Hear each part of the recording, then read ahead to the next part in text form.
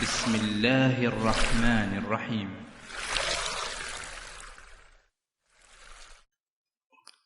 بسم الله الرحمن الرحيم السلام عليكم ورحمة الله وبركاته إن الحمد لله نحمده ونستعينه ونستغفره ونعوذ بالله من شرور أنفسنا ومن سيئات أعمالنا من يهده الله فلا مضل له ومن يضلل فلا هادي له وأشهد أن لا إله إلا الله وحده لا شريك له وأشهد أن محمدًا عبده ورسوله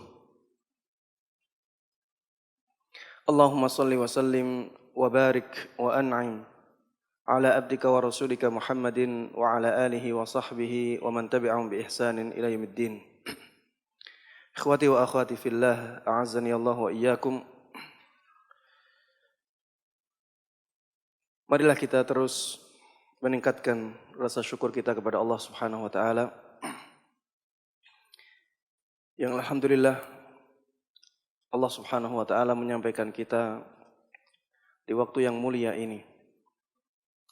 Waktu yang dikatakan oleh Rasulullah sallallahu alaihi wasallam sebagai hari yang paling baik.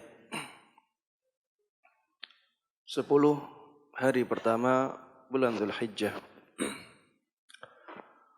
Karena Rasulullah sallallahu alaihi wasallam dahulu telah menyabdakan afdalu ayyamid dunya ayyamul ashr.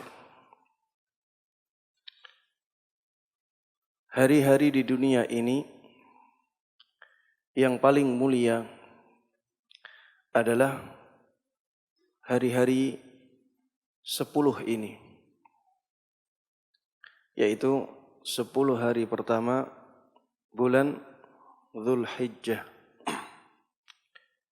Di 10 hari pertama bulan Dzulhijjah ini terkumpul banyak sekali amal-amal ibadah yang menjadi inti ajaran Islam. Ya, ibadah inti dalam Islam itu terkumpul dalam 10 hari pertama bulan Dzulhijjah. Di sana ada haji, di sana ada salat, di sana bisa zakat, di sana ada puasa. Amalan ibadah yang inti ya terkumpul di hari-hari ini. Di sana ada amalan kurban.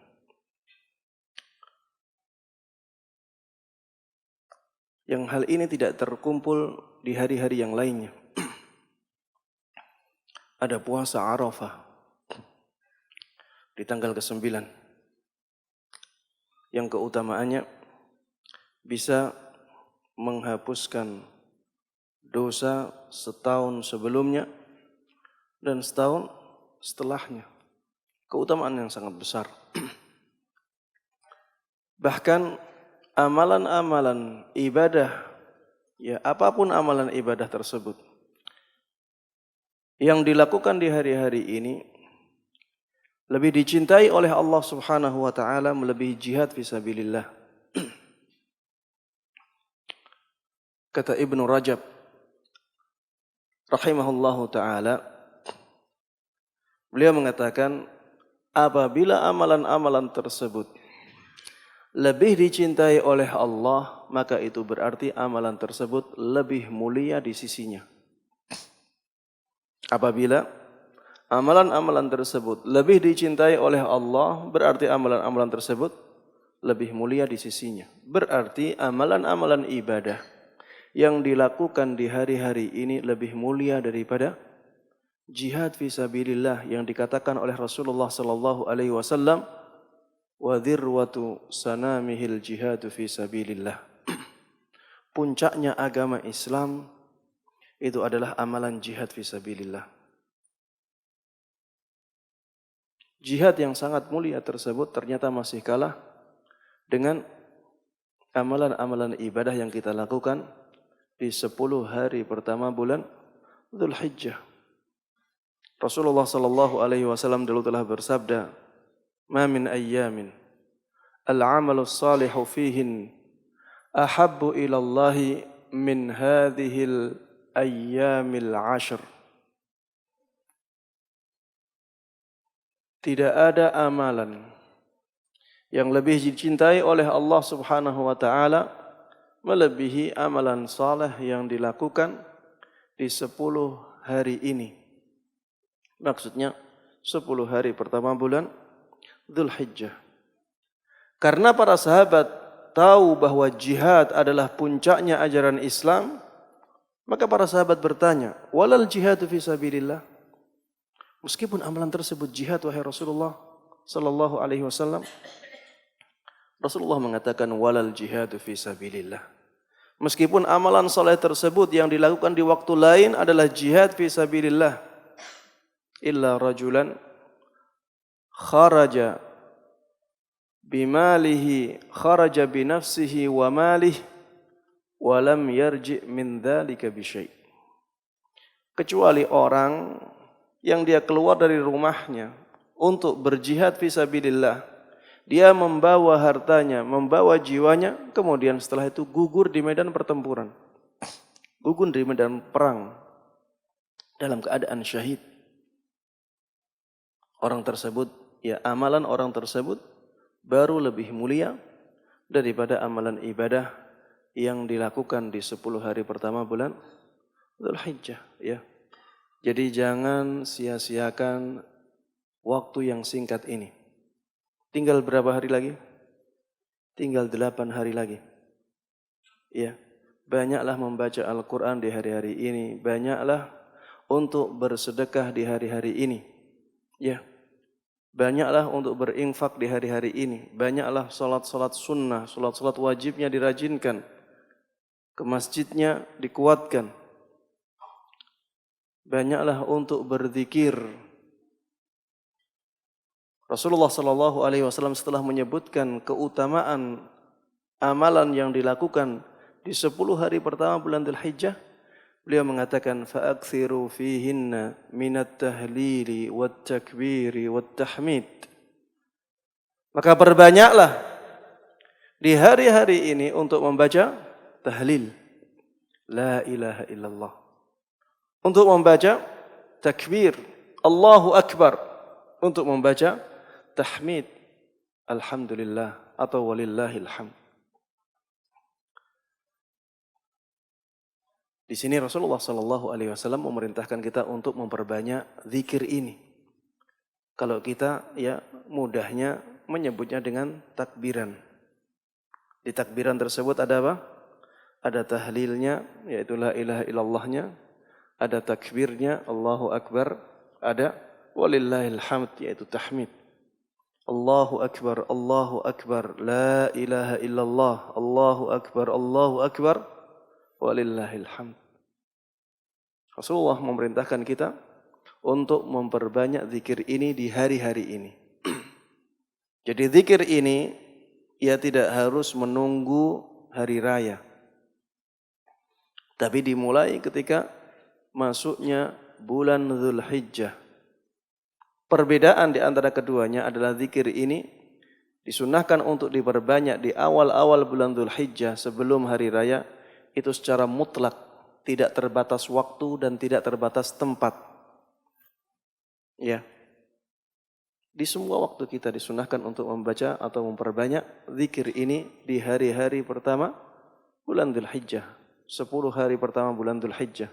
Di hari ke-10-nya sampai terakhir hari tasyrik, maka disunahkan untuk memperbanyak zikir tersebut setelah salat maktubah, salat wajib.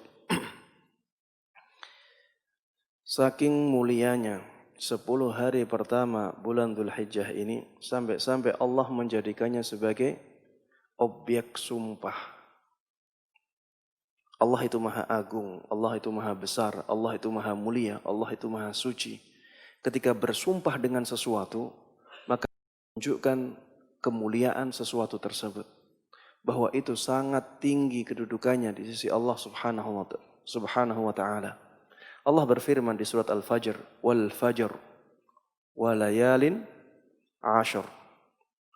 demi waktu fajar, dan demi 10 malam pertama bulan Dzulhijjah.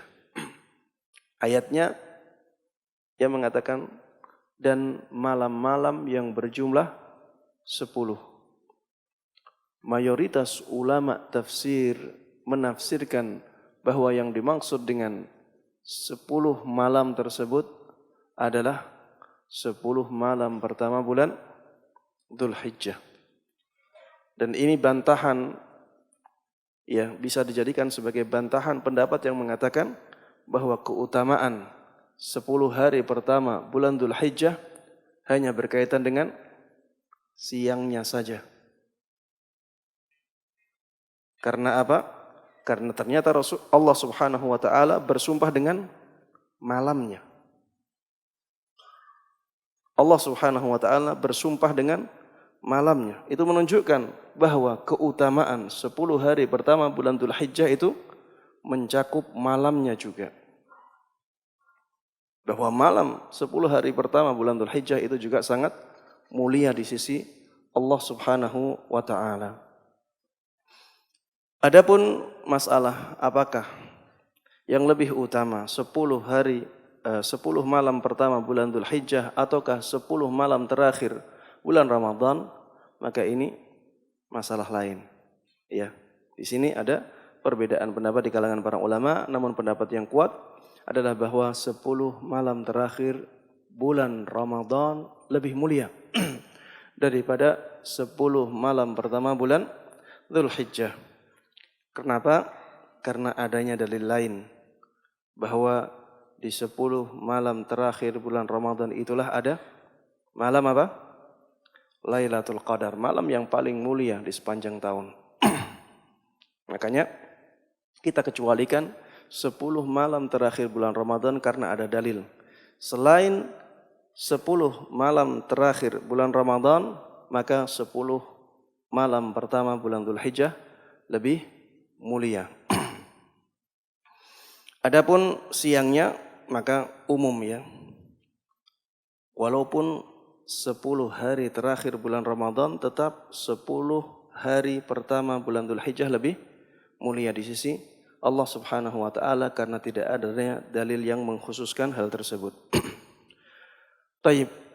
Makanya ya saya ingatkan ini agar kita benar-benar tahu bahwa hari-hari ini adalah hari-hari yang sangat mulia. Perbanyak beribadah kepada Allah Subhanahu wa taala. Beribadah kepada Allah Subhanahu wa taala maknanya sangat luas. Semua yang dicintai dan diridhai oleh Allah Subhanahu wa taala. Taib. Kita akan masuk, ya, dalam pembahasan kita, pembahasan usul fikih. Sebelum saya masuk pembahasan usul fikih, saya ingin ngetes antum ini, apakah antum murajaah tidak. Kemarin kita sebutkan ada 5 perbuatan Rasulullah sallallahu alaihi wasallam. Ada 5 jenis perbuatan Rasulullah sallallahu alaihi wasallam. Ada 3 yang hukumnya tidak sampai sunnah. Siapa yang bisa menyebutkan?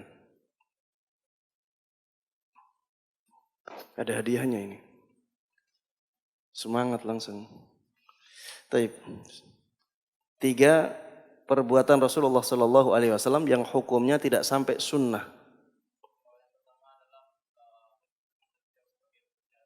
Perbuatan beliau sebagai manusia. Seperti apa? Makan, minum, tidur, bernafas, bergerak, dan seterusnya. Yang kedua,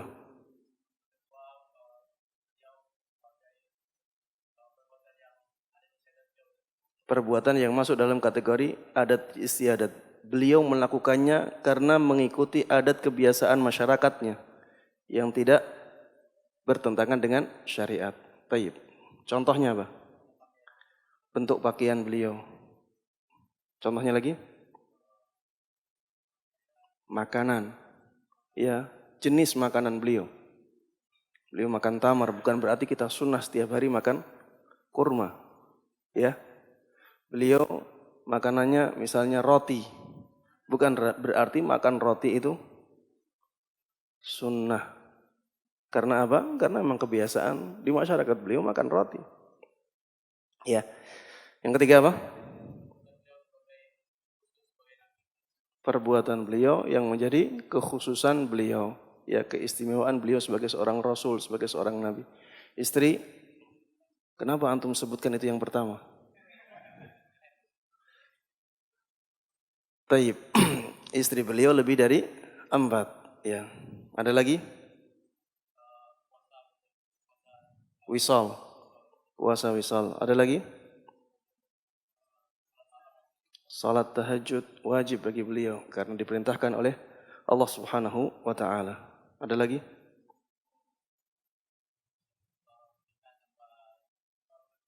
Menikah tanpa wali, menikah tanpa mahar, menikah tanpa saksi. Ya, dalam pernikahan beliau mempunyai banyak banyak keistimewaan. Taib, Masya Allah. Fadal. Tapi isinya sedikit ya. Atau mungkin tidak ada isinya. Taib. Masih untung ada amplopnya. Pertanyaan yang kedua. Kita kemarin membahas ada 2 takrir. Ada 2 takrir. Sebutkan 2 jenis takrir itu. Siapa yang bisa? 2 jenis takrir. Sumbernya berbeda. Ada yang bisa?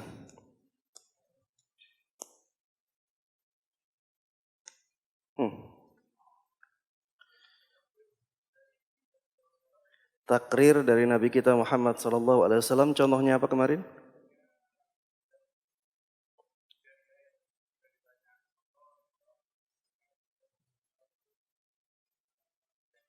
Iya. Rasulullah SAW menyepakatinya, menyetujuinya. Kemudian setelah itu memerintahkan merdekakan budak tersebut. Contoh yang lain ada?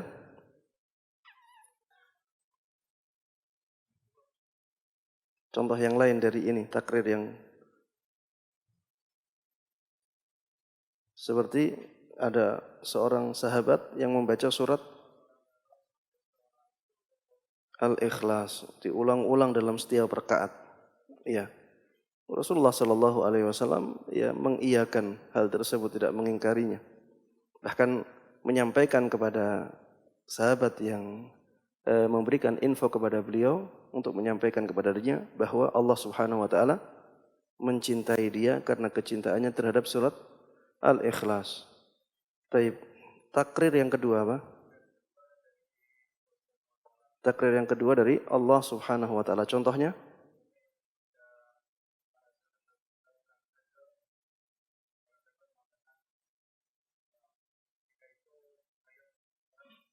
Iya. Allah Subhanahu wa taala mentakrir bolehnya azl. Dan ini difahami oleh sahabat Nabi Muhammad SAW. Makanya ada perkataan kunna na'zil wal Qur'anu yanzil. Dahulu kami melakukan azl, padahal Al-Quran masih turun.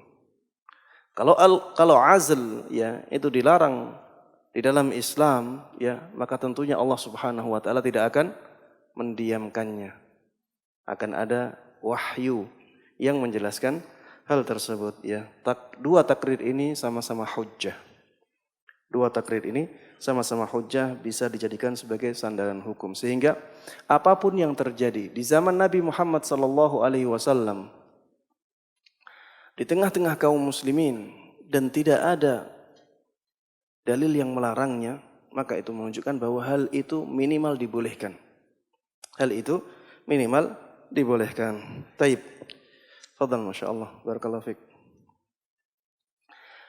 Kita beranjak ke pembahasan yang berikutnya. Ini pembahasan yang berkaitan dengan hadis. Ya.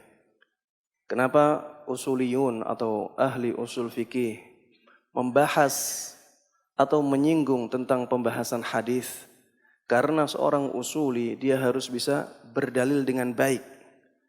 Dan ketika berdalil dengan hadis, maka yang pertama dan yang paling mendasar, hadis tersebut harus hadis yang bisa dijadikan sebagai hujjah. Hadis tersebut hadis yang kuat.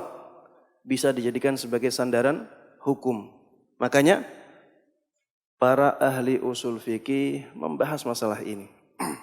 Mereka membahas pembagian hadis. Mereka membahas hadis yang sahih itu bagaimana, hadis yang hasan itu bagaimana. Mereka membahas tentang cara menyampaikan hadis, tentang cara mendapatkan hadis. Dibahas oleh ahli usul fikih. Kenapa? Karena memang ada hubungannya dengan istidlal, cara berdalil. Ya, ada hubungannya dengan dalil. Taib. Pembagian khabar, karena pembahasan kita masih berkaitan dengan khabar, ya. Khabar yang dimaksud di sini adalah hadis Nabi Muhammad sallallahu alaihi wasallam. Kabar atau khabar dilihat dari kepada siapa dia disandarkan, dilihat dari sisi kepada siapa dia disandarkan, terbagi menjadi 3. Ada marfu', ada mauquf, ada maqtu'. Ya. Khabar atau hadis dilihat dari sisi siapa, kepada siapa dia disandarkan, terbagi menjadi 3. Kabar atau yang dimaksud dengan kabar di sini adalah hadis. Terbagi menjadi 3, dilihat dari sisi kepada siapa dia disandarkan. Yang pertama adalah marfu'. Yang kedua adalah mauquf. Yang ketiga adalah maqtu'.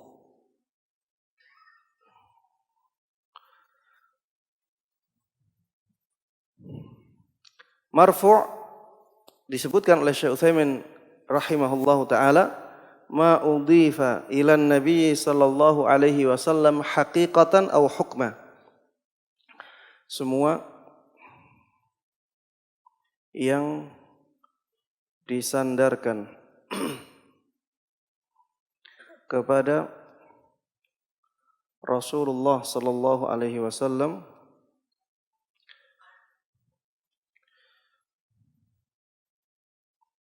hakikatan atau hukma, baik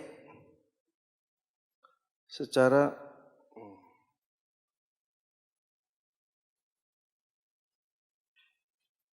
hakiki atau secara hukumnya.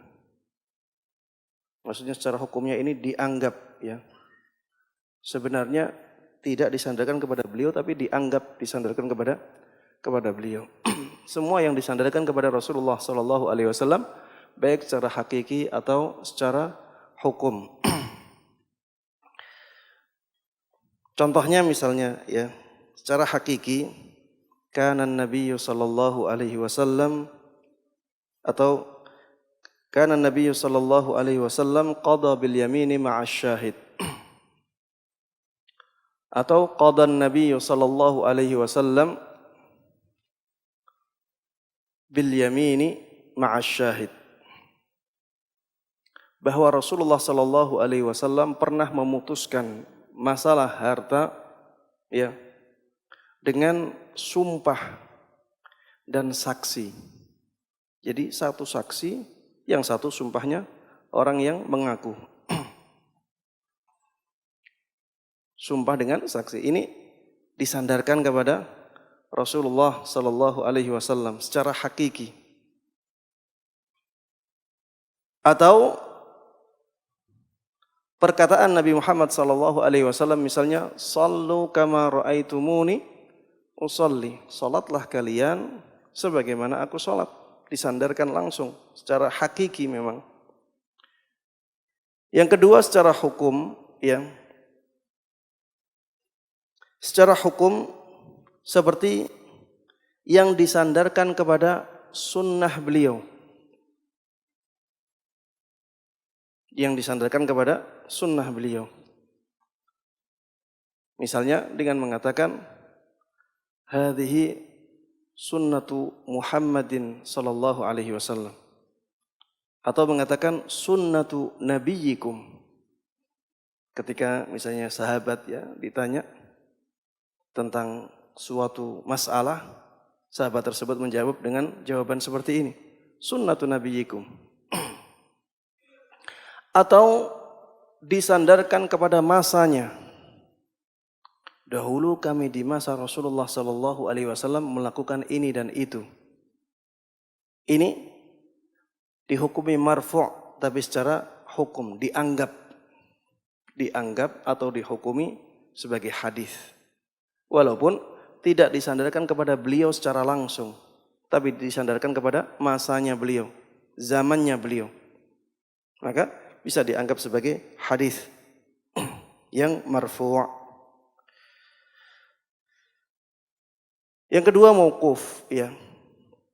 Mauquf ini masuk juga di sini, masuk juga di marfu' ini perkataan seorang sahabat.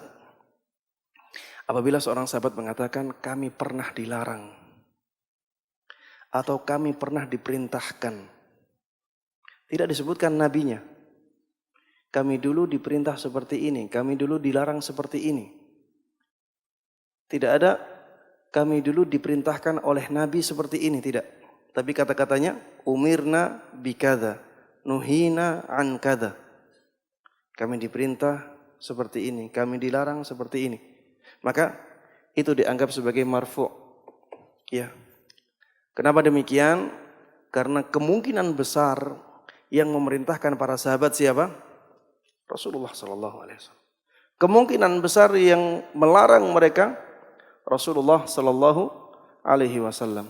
Ini semuanya masuk dalam marfu', ya. Ada yang hakiki seperti perkataan beliau langsung qalan nabiyyu sallallahu alaihi wasallam, fa'alan nabiyyu sallallahu alaihi wasallam, qadan nabiyyu sallallahu alaihi wasallam. Ini secara hakiki. Yang secara hukum tadi contohnya banyak, ya. Kadang disandarkan kepada sunnahnya. Kadang minas sunnati atau hiyas sunnah. Itulah yang sunnah. Tidak ada kata-kata nabinya. Atau disandarkan kepada zamannya. Di zaman Nabi dulu dilakukan seperti ini. Di zaman Nabi kami dulu melakukan seperti ini. Ini yang secara hukum ini. Disandarkan kepada kepada keadaan, ya, di zaman Nabi Muhammad sallallahu alaihi wasallam. Atau perkataan sahabat, kami pernah dilarang, kami pernah diperintahkan. Taib mauquf. Yang kedua, mauquf. Ini adalah semua yang disandarkan kepada para sahabat Nabi Muhammad sallallahu alaihi wasallam. Semua yang disandarkan kepada para sahabat Nabi Muhammad sallallahu alaihi wasallam. Taib. Mauquf ini, ya, juga bisa dijadikan sebagai hujjah. Mauquf ini bisa dijadikan sebagai hujjah dengan 3 syarat, ya. Syarat yang pertama, saya pernah menjelaskan hal ini, sanadnya harus sahih, ya. Yang kedua, tidak ada sahabat lain yang menyelisihinya. Syarat yang ketiga, tidak ada dalil yang lebih kuat yang menyelisihinya. Misalnya Al-Quran atau Sunnah. Jadi Al-Quran lebih kuat dari perkataan sahabat, Sunnah lebih kuat dari perkataan sahabat. Ya, syaratnya ada 3 untuk menjadikan perkataan sahabat ini bisa dijadikan sebagai hujjah. Sudah pernah saya sebutkan ya 3 syarat tersebut dan insya Allah mudah, ya. Yang pertama, yang penting sanadnya sahih. Sahih sampai sahabat itu. Kalau ada orang mengatakan, dahulu sahabat Umar melakukan ini. Dia berdalil dengan itu, maka kita harus cari sanadnya. Kalau sanadnya sahih, baru kita bisa, ya, setujui dalil tersebut untuk dipakai sebagai dalil, ya. Ini syarat yang pertama. Syarat yang kedua, tidak ada sahabat lain yang menyelisih. Kalau misalnya sahabat Umar mengatakan seperti itu atau melakukan seperti itu, anaknya sahabat Ibnu Umar menyelisihinya, maka tidak bisa dijadikan sebagai hujjah. Kita harus cari dalil lain. Karena ada yang menyelisih dari sahabat Nabi Muhammad SAW. Kemudian syarat yang ketiga, Tidak ada dalil yang lebih kuat yang menyelisihinya seperti dalil Al-Qur'an maupun sunnah. Yang ketiga, maqtu, ya. Semua yang disandarkan kepada tabi'in dan generasi setelahnya.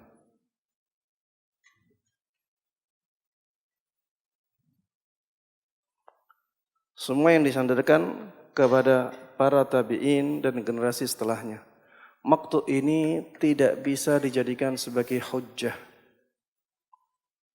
secara mutlak. Perbuatan tabi'in, perbuatan tabi'ut tabi'in, perkataan para setelahnya tidak bisa dijadikan sebagai hujjah. Makanya kritislah dalam melihat dalil seseorang. Kalau ada orang membahas sebuah masalah, dia datangkan 100 perkataan tabi'in, kita katakan ini belum hujjah. Tidak ada hujjah di sini. Ini tidak sah dijadikan sebagai dalil. Kalau ada orang membahas satu masalah, dia sebutkan Imam Fulan mengatakan demikian, Imam Fulan mengatakan demikian, 1000 imam atau dari 1000 kitab menyatakan perkataan yang sama. Tapi itu semuanya maqtu misalnya, atau dari para imam, atau dari ulama-ulama setelahnya, kita katakan semuanya bukan dalil. Semuanya itu bukan dalil. Tunjukkan kepada saya dalil. Dalil dari athar misalnya, perkataan sahabat yang tidak diselisih oleh sahabat yang lainnya. Athar tersebut harus sahih, tidak menyelisih Al-Quran dan Sunnah. Atau datangkan kepada kami hadis Nabi Muhammad SAW. Atau datangkan kepada kami Al-Quran, ayat dari Al-Quran, sehingga kami bisa menerima dalil tersebut. Ya, ini kabar atau hadis dilihat dari kepada siapa kabar tersebut disandarkan. Pembagian lain, ya, kabar dilihat dari jumlah perawinya terbagi menjadi 2. Kabar dilihat dari jumlah perawinya terbagi menjadi 2. Ada yang mutawatir, ada yang ahad atau wahid.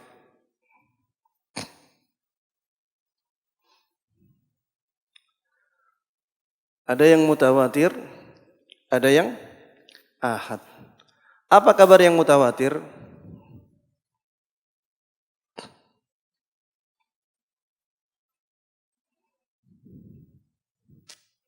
Kabar mutawatir definisinya ma rawahu jama'atun katsirun yastahilu tawatu'uhum 'alal kadhib wa mustanaduhum amrun mahsus, yaitu hadis. Ini saya mau bicarakan masalah hadis mutawatir, ya. Kabar mutawatir ini lain lagi. Kalau hadis itu khusus perkataan Rasulullah SAW, dan yang dimaksud dengan khabar, al-khabar di sini adalah, yang saya maksud di sini adalah hadis, ya. Hadis yang diriwayatkan oleh perawi yang banyak sekali.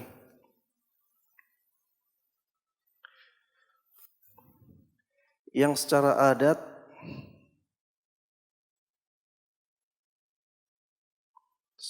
kebiasaan mustahil mereka dusta.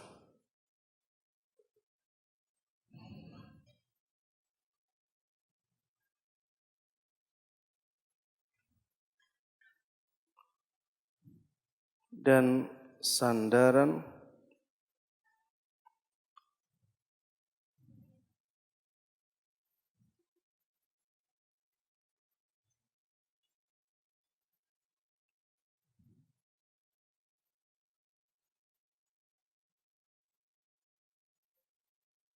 sesuatu yang indrawi. Indrawi maksudnya kasat mata, bisa diindra. Ini definisi dari mutawatir. Ma rawahu jama'atun katsirun yastahilu tawatu'uhum 'alal kadhib wa mustanadu khabarihim amrun mahsus. Hadis yang diriwayatkan oleh perawi yang jumlahnya sangat banyak, ya, yang banyak sekali, yang secara adat kebiasaan ya mustahil mereka berdusta. Kalau ada kabar datang kepada kita, misalnya 1000 orang memberikan kabar yang sama, apakah kita akan menyangka 1000 orang tersebut bersepakat untuk bohong? Tidak akan. Kalau ada 1000 orang, satu orang laporan, satu orang laporan lagi, laporan lagi. Kalau 1000 orang mengatakan demikian dan perkataannya sama, maka mustahil mereka bersepakat di atas kebatilan, di atas kedustaan. Ya. Dan ada kabar yang seperti ini, yaitu tentang bahwa Allah Subhanahu wa taala berada di atas arsy. Ada ulama yang mengumpulkan perkataan ulama-ulama di zaman salaf. Sampai 1000 ulama yang menjelaskan bahwa Allah Subhanahu wa taala itu berada di atas arsy. Taib. Perawinya banyak sekali dan jumlah tersebut mustahil mereka berdusta dengan jumlah yang sangat banyak itu. Dan sandaran hadis mereka, sandaran hadis tersebut adalah sesuatu yang indrawi, mendengar, melihat, ya, indrawi. Misalnya kami melihat di zaman Nabi Muhammad SAW ada demikian. Kami mendengar Rasulullah SAW mengatakan demikian. Mereka contohkan dengan hadis man kadzaba alayya muta'ammidan falyatabawwa maq'adahu minan nar. Hadis ini hadis yang mutawatir. Perawinya sangat banyak sekali. Dan saking banyaknya ya mustahil hadis ini hadis yang dusta. Barang siapa yang berdusta atas nama aku, maka silahkan menempati tempatnya di neraka. Silahkan menempati tempatnya di neraka. Kata-kata alayya ini umum ya. Barang siapa yang berdusta atas namaku, bukan berdusta untuk keburukanku atau untuk tujuan buruk saja. Tapi walaupun tujuannya baik, tapi karena dia berdusta atas Nabi Muhammad SAW, tetap saja mendapatkan ancaman falyatabawwa maq'adahu minan nar. Silahkan menempati tempatnya di neraka. Ustaz, bagaimana berdusta atas Nabi untuk kebaikan? Ada.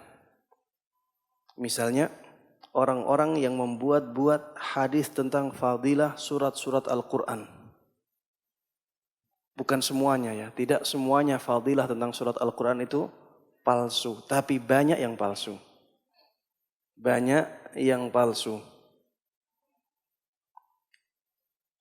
Dia bertujuan agar orang-orang rajin untuk membaca Al-Quran. Tapi membuat hadis palsu.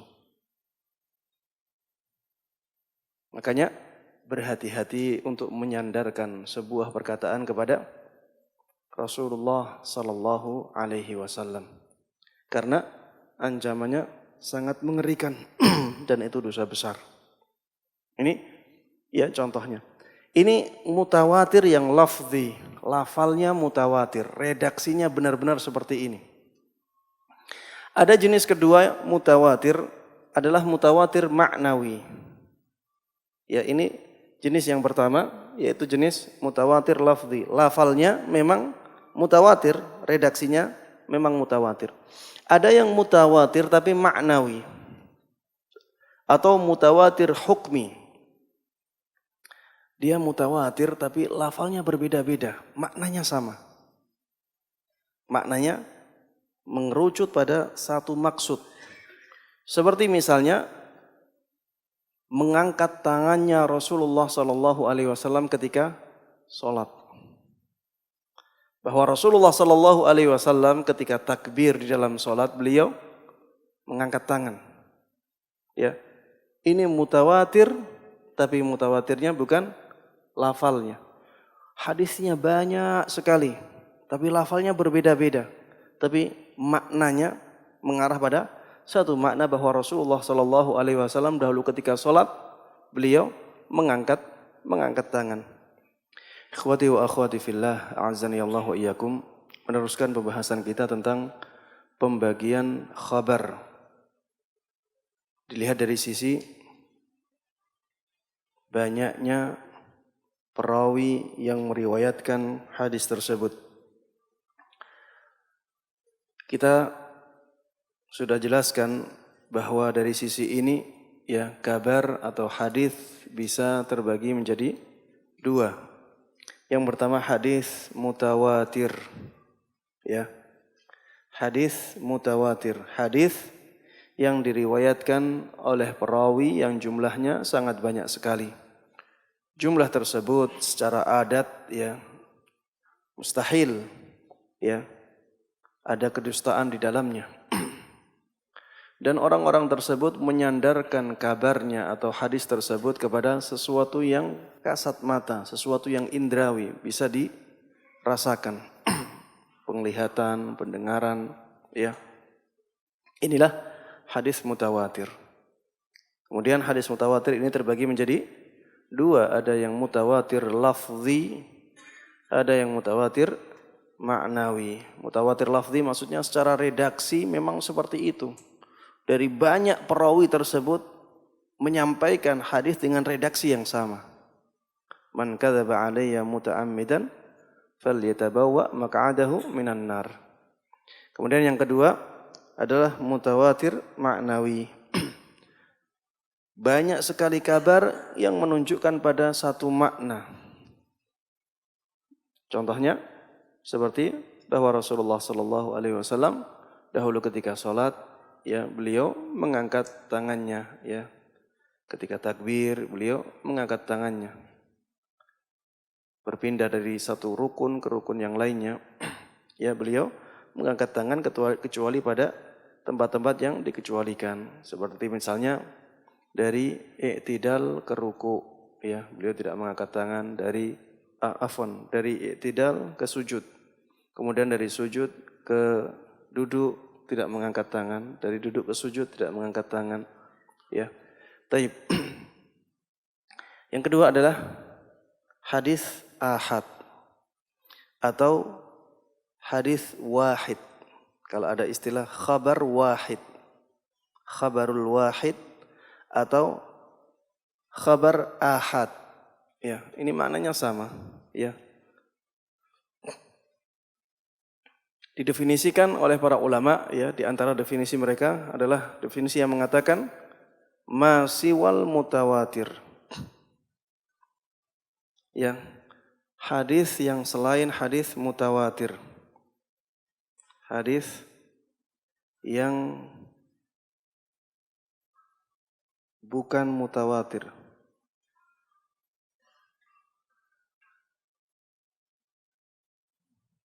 Atau ada yang mendefinisikan hadis yang tidak memenuhi syarat mutawatir.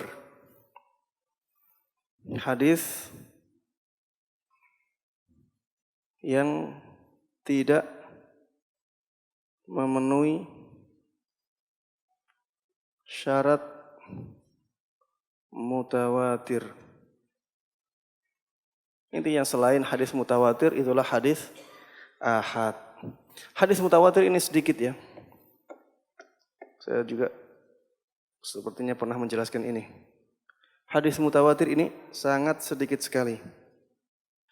Kitab tentang hadis mutawatir ya, yang paling tebal itu masih sangat tipis sekali. Kitab hadis mutawatir yang paling tebal itu pun sangat sedikit sekali hadisnya. Dan banyak hadis yang diperselisihkan mutawatirnya dari yang sedikit itu.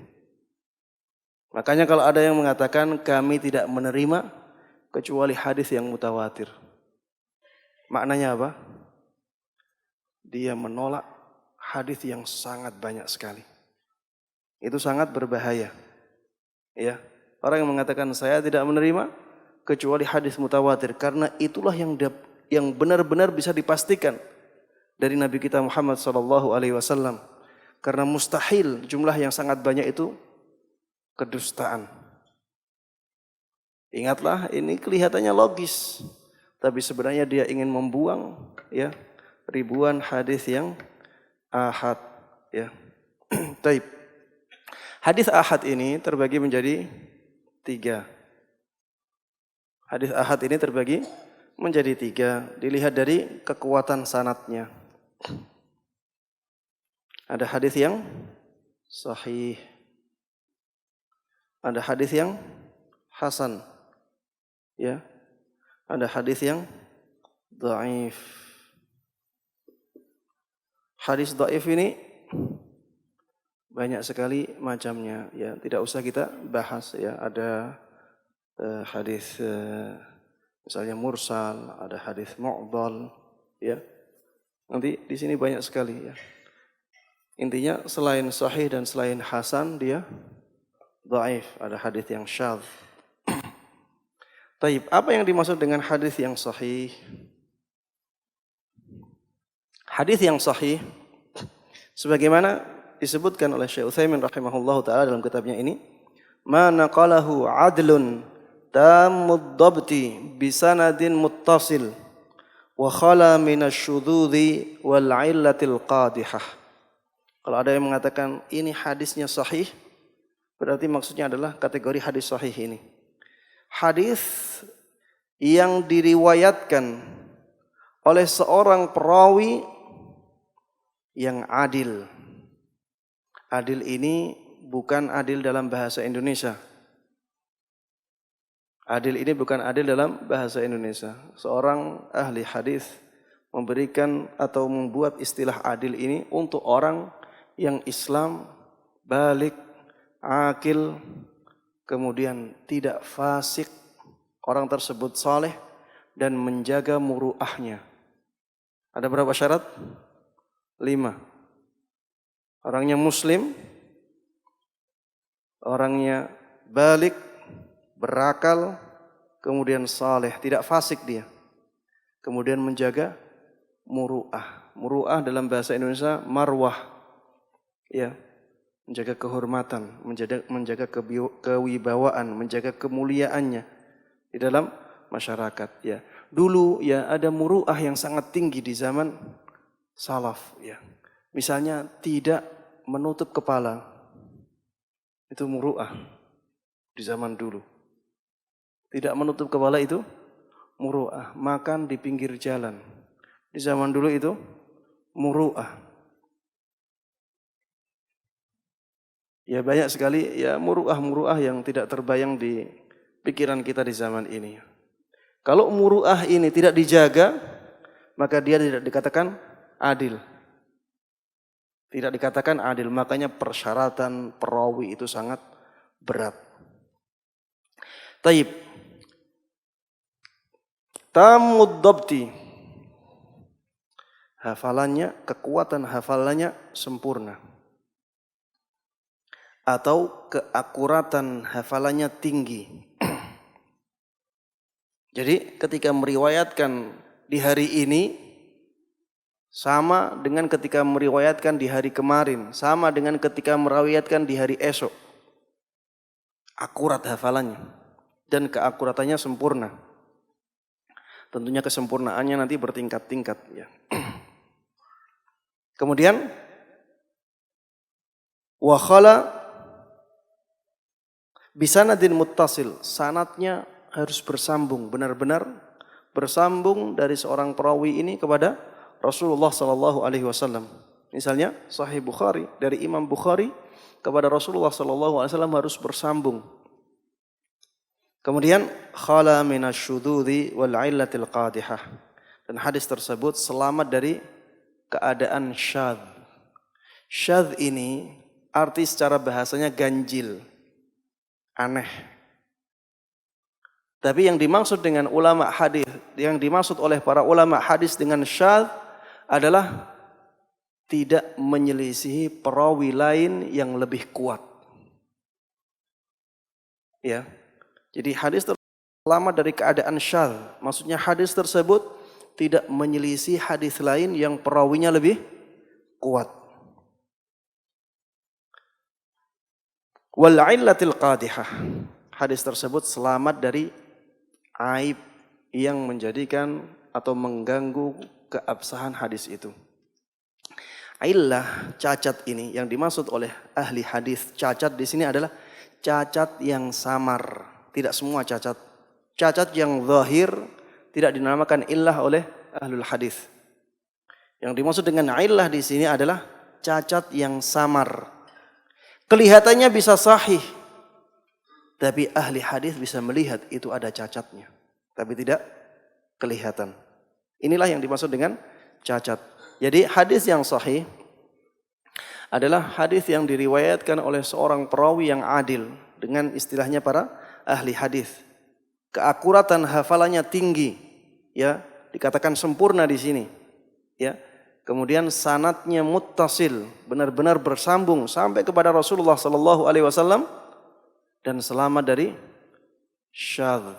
Keadaan syadz maksudnya adalah tidak menyelisihi perawi lain yang lebih kuat. Dan tidak ada cacat yang samar yang merusak keabsahan hadis. Inilah hadis yang sahih. Syaratnya banyak, ya. Makanya untuk mengatakan bahwa hadis ini sahih itu berat. Ya, makanya ini menunjukkan ya betapa besarnya pengorbanan para ulama hadis. Coba lihat ya, Imam Bukhari rahimahullah ta'ala, berapa hadis yang disahihnya? Ribuan hadis. Dan semuanya menurut beliau memenuhi syarat-syarat yang ada tadi. Coba bayangkan ya, dalam satu hadis berapa perawi? Dalam satu hadis berapa perawi? Banyak. Dan beliau teliti semua.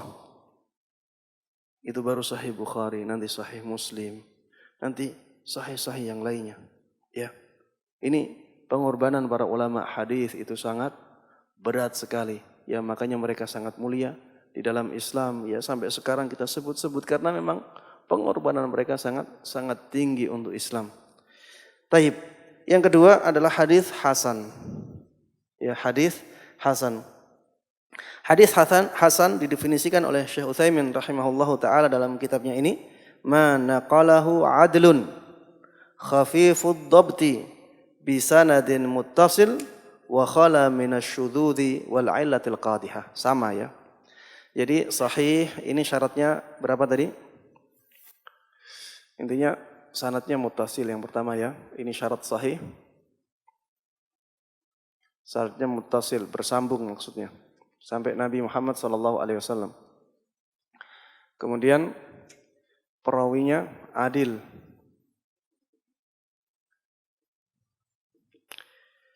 Keakuratan hafalannya atau dhabatnya, keakuratan hafalannya, keakuratan atau kekuatan hafalannya sempurna. Kemudian selamat dari syadz, dari keadaan syadz.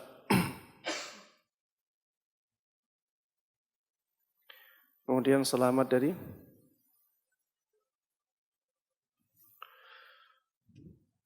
aib atau illat. Illat maksudnya adalah aib yang atau cacat yang samar.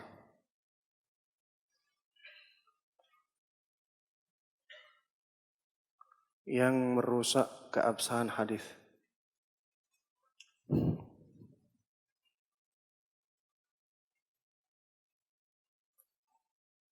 Taib.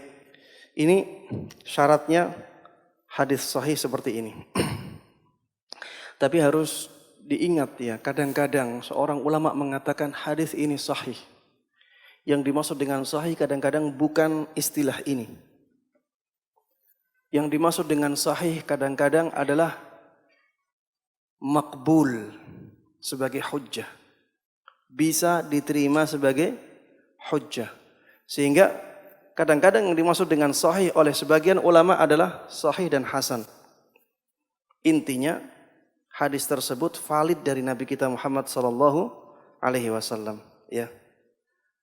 Ini kita harus memahami perkataan seorang ulama, jangan sampai mudah menyalahkan. Jangan sampai nanti kita katakan, loh, ini ulama ini bilang sahih, kenapa di sini bilang hasan? Bisa jadi yang dimaksud dengan sahih di situ adalah hadis yang sah dari Nabi Muhammad sallallahu alaihi wasallam, valid dari Nabi, meskipun sanadnya hasan. Baik, hadis yang hasan bagaimana? Sama dengan hadis sahih, hanya saja bedanya di sini.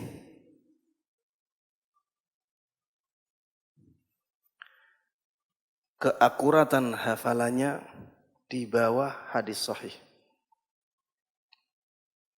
Keakuratan atau kekuatan hafalannya di bawah rawi hadis sahih. Jadi hadis hasan adalah hadis yang sanadnya muttasil, sanadnya bersambung sampai Rasulullah sallallahu alaihi wasallam, perawinya adil dalam istilah ahli hadis, selamat dari keadaan syadz, selamat dari illah, cacat, tapi keakuratan atau kekuatan hafalan perawinya di bawah tingkatan sahih, ya, tidak sempurna. Keakuratan atau kekuatan hafalannya tidak sempurna. Kalau sahih, kekuatan hafalannya sempurna. Kalau sahih ini biasanya dikatakan thiqah, terpercaya, atau thabat, kokoh, kuat, atau dikatakan thiqatun thiqah, ini benar-benar terpercaya sekali. Thiqatun thabat, terpercaya dan kuat, ya. Kadang jabal, orang ini gunung, maksudnya gunung ilmu. Taib. Adapun di hadis hasan, ya, kadang-kadang perkataannya soduk, banyak berkata jujur, sering berkata jujur atau selalu jujur. Soduk, selalu jujur. Atau la ba'sa bihi, tidak masalah. Atau sodukun yukhti, dia jujur tapi kadang salah. Ini sifat-sifat dari perawi hadis hasan, ya, sifat-sifat dari perawi hadis hasan. Taib, apa yang dimaksud dengan hadis yang lemah, dan kita tutup dengan pembahasan ini. Hadis lemah, hadis dhaif adalah hadis yang tidak memenuhi syarat hadis sahih dan hadis hasan. Semua hadis yang tidak memenuhi syarat hadis sahih dan hadis hasan, itulah hadis yang lemah. Yang dimaksud dengan hadis yang lemah adalah hadis yang tidak valid dari Nabi Muhammad sallallahu alaihi wasallam. Hadis yang tidak valid, ya, tidak bisa kita sandarkan kepada Rasulullah sallallahu alaihi wasallam. Imam Syafi'i rahimahullahu taala punya kaidah yang sangat bagus dalam masalah ini. Beliau mengatakan hadis yang lemah itu seperti tidak ada. Hadis yang lemah itu seperti sesuatu yang tidak ada, dianggap tidak ada itu. Imam Syafi'i rahimahullahu taala mengatakan demikian, ya, maknanya. Beliau mengatakan sebuah pernyataan yang maknanya demikian, bahwa hadis yang lemah itu seakan-akan tidak ada. Makanya ketika ada orang yang berdalil dengan hadis yang dhaif, kita katakan antum belum berdalil di sini. Karena apa yang antum sebutkan itu dhaif, dan dhaif itu seakan tidak ada, berarti antum belum punya dalil. Ya. Itulah hadis yang dhaif. Hadis yang dhaif ini jenisnya banyak sekali, namun ya itu lebih cocok dalam pembahasan ilmu hadis, ya. Intinya yang paling penting kita tahu apakah ini sahih ataukah hasan. Taib. Kadang-kadang ada hadis dhaif dan dhaifnya tidak terlalu. Sanadnya banyak, saling menguatkan. Akhirnya yang tadinya kalau dilihat satu persatunya dhaif, karena berkumpulnya sanad yang banyak ini sehingga menjadi apa? Hasan, tapi namanya li ghairihi. Hasan li ghairihi. Maksudnya kalau di sini, kalau yang ini, yang hasan secara asal mereka namakan hasan li dzatihi. Ya, kalau asalnya dhaif banyak menjadi hasan, hasannya menjadi li ghairi. Hasan karena dirinya sendiri, ini hasan karena pengaruh luar. Karena pengaruh luar yaitu pengaruh banyaknya sanad yang dhaif-dhaifnya tersebut tidak terlalu lemah. Ya. Kelemahannya tidak berat. Taib. Kadang-kadang ada hadis yang hasan li dzatihi ini berkumpul banyak. Berkumpul banyak. Hadisnya setiap per hadisnya itu hukumnya hasan. Tapi sangat banyak sekali riwayatnya menjelaskan hukum yang sama. Hadis tersebut bisa berubah menjadi tapi li ghairihi, ya, ada sahih li ghairihi. Kalau yang di sini biasanya disebut sahih li dzatihi. Memang ya hadis itu secara dia sahih secara sanadnya. Sedangkan yang ini sebenarnya hasan, tapi karena banyaknya sanad yang menguatkan sehingga menjadi sangat kuat, dan karena banyaknya sanad tersebut yang semuanya hasan li dzatihi menjadi sahih li ghairihi. Sahih karena pengaruh dari luar, yaitu pengaruh banyaknya sanad, ya. Taib. Demikian yang bisa ana sampaikan dalam kesempatan kali ini, ya, mudah-mudahan bermanfaat bagi kita semuanya. Mudah-mudahan Allah berkahi ilmu kita, dan mudah-mudahan Allah Subhanahu wa taala memberikan taufiknya kepada kita untuk bisa menerapkan ilmu ini dengan baik dan bisa menyebarkannya kepada orang-orang yang ada di sekitar kita. Amin amin ya rabbal alamin. Sallallahu wasallam wa baraka ala nabiyyina Muhammadin wa ala alihi wa sahbihi wa man tabi'ahum bi ihsanin ila yaumiddin. Walhamdulillahi rabbil alamin. Baik, ada yang bertanya? Ya. Jadi hadis dhaif ini, apakah kita mutlak tidak boleh memakainya sebagai dalil? Ini pembahasan yang diperselisihkan oleh para ulama. Ada yang mengatakan hadis dhaif yang divonis lemah, tapi lemahnya tidak berat. Ada yang mengatakan masih bisa dipakai untuk dalil. Ada yang mengatakan masih bisa dipakai untuk dalil. Kalau tidak ada dalil yang lebih kuat dari itu. Ya, seperti misalnya Imam Ahmad, ya. Beliau lebih menyukai hadis dhaif daripada ar-ra'yu, daripada pendapat seseorang. Kalau misalnya ada seorang ulama berpendapat, ya, dengan alasan-alasan yang bukan dari ayat Al-Qur'an, bukan dari hadis, walaupun logis, tapi di sana ada hadis yang menurut beliau dhaif, beliau lebih mengedepankan apa? Hadis dhaifnya. Makanya kadang-kadang, ya, para ulama menyebutkan hadis. Hadis dhaif ini juga kadang-kadang dipakai untuk penguat. Dipakai untuk penguat. Yusta'nasu bihi. Jadi ada sebuah masalah, hadisnya lemah. Akhirnya dipakailah kaidah-kaidah umum. Yang kaidah tersebut benar-benar dipakai oleh para ulama. Kaidahnya benar. Dipakailah kaidah-kaidah, kemudian sampai pada kesimpulan tertentu. Sudah sampai pada kesimpulan, kemudian mengatakan dan pendapat ini dikuatkan oleh hadis yang lemah. Ya, yusta'nas, maksudnya sebagai penguat saja, penguat sebuah pendapat, bukan sebagai dasar intinya. Dasar intinya pakai dalil lain, bisa pakai qiyas, bisa pakai kaidah-kaidah umum, ya, bisa pakai dalil-dalil yang lain, istiqra misalnya. Kemudian di akhirnya dia menguatkan dengan hadis yang lemah tersebut, ya, asalkan lemahnya tidak lemah sekali atau bukan lemah yang berat ya. Bukan lemah sekali atau palsu. Ya, hadis yang lemah sekali ini tidak bisa dipakai sama sekali. Kalau dikatakan ini hadis mungkar, itu lemah sekali.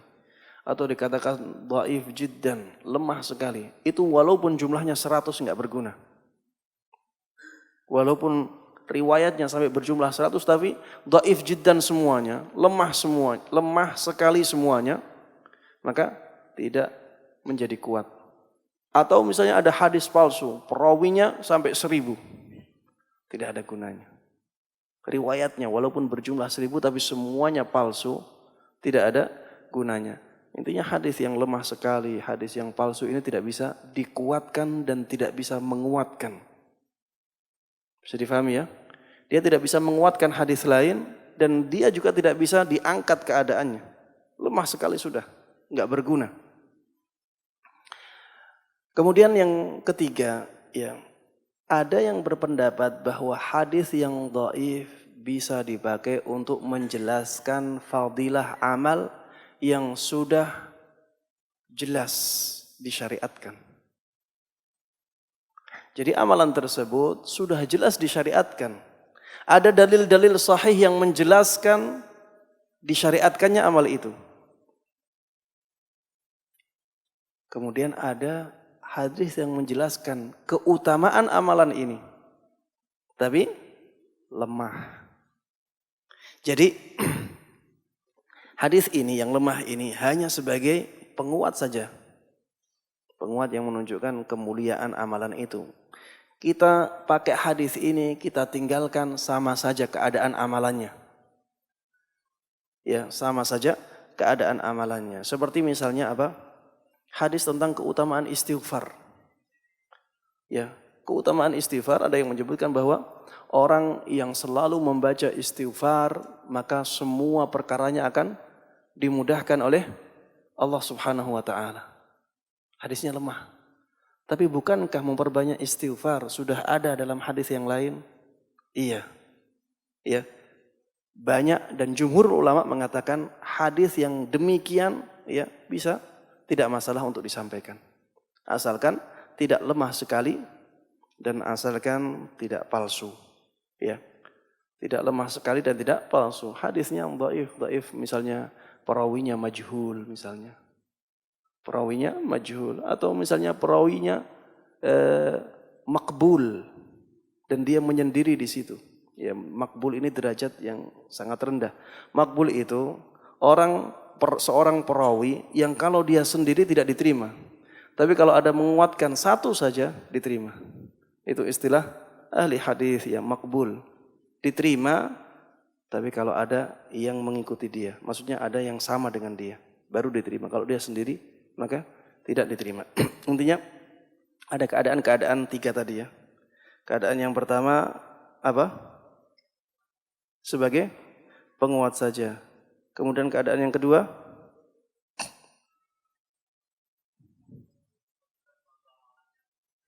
ya untuk menunjukkan fadilah keutamaan yang sudah disyariatkan, ya syariatnya sudah jelas. Kemudian yang ketiga sebagai tadi saya sebutkan 3 tapi saya lupa lagi. Taib. Yang ketiga, ya. Tidak lemah sekali. Iya, tidak lemah sekali dan tidak palsu.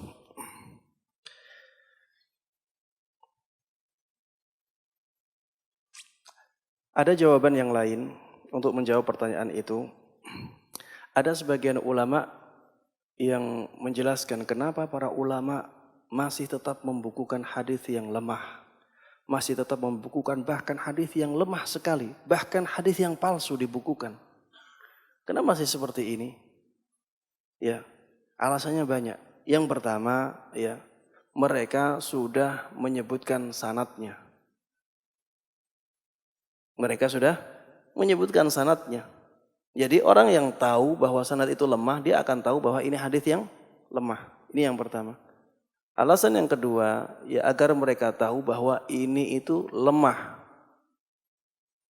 Agar mereka tahu bahwa ini itu lemah. Atau palsu, atau lemah sekali. Ya. Kalau tidak ditulis di buku-buku tersebut, kita malah sulit untuk memvonis hadis ini. Hadis ini lemah sekali ataukah palsu ataukah lemah saja. Tapi kalau sudah ditulis, dikumpulkan seperti itu, kita akan tahu. Kita bisa menghukumi dari sanad-sanadnya, ya. Wallahu taala alam. Ada pertanyaan lain?